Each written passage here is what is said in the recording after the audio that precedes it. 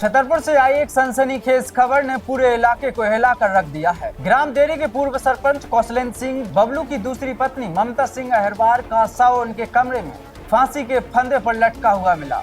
घटना के बाद पूरे पठापुर रोड इलाके में हड़कंप मच गया है।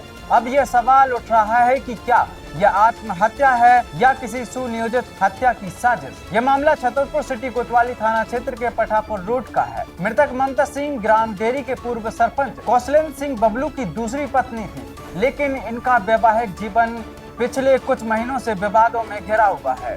जानकारी के मुताबिक कुछ महीने पहले ही ममता सिंह पर उनके पति कौशलेंद्र सिंह, पहली पत्नी कमल सिंह और दोनों पुत्रों दीपराज और मानवेंद्र ने चाकू और तलवार से जानलेवा हमला किया था। इस मामले में पुलिस ने तीनों आरोपियों पर धारा 307 के तहत केस दर्ज कर जेल भी भेजा था, लेकिन जेल से रिहा होने के बाद हालात फिर बिगड़ गए। घर के विवाद एक बार फिर बिगड़ने लगे और इसी बीच कल रात ममता सिंह संदिग्ध परिस्थितियों में अपने कमरे में फांसी के फंदे पर लटकी हुई मिली। मोहल्ले में अफरा तफरी मच गई। सूचना मिलते ही थाना प्रभारी अरविंद सिंह दांगी पुलिस बल के साथ मौके पर पहुंचे। पुलिस ने शव को जिला अस्पताल पोस्टमार्टम के लिए भेजा है और 2 संदिग्धों को पूछताछ के लिए हिरासत में भी लिया है। लेकिन अब इस पूरे मामले पर कई गंभीर सवाल खड़े हो रहे हैं। क्या ममता सिंह की मौत वाकई आत्महत्या है या फिर इसे आत्महत्या दिखाने की कोशिश की जा रही है? क्या पुलिस ने पहले के 307 वाले मामले के बाद पर्याप्त सुरक्षा दी थी? और अगर विवाद फिर से बढ़ रहा था तो क्या किसी ने इस महिला की सुरक्षा को लेकर कोई ठोस कदम उठाया था? इन सवालों का जवाब अब छतरपुर पुलिस से अपेक्षित है। पठापुर रोड में एक महिला का शव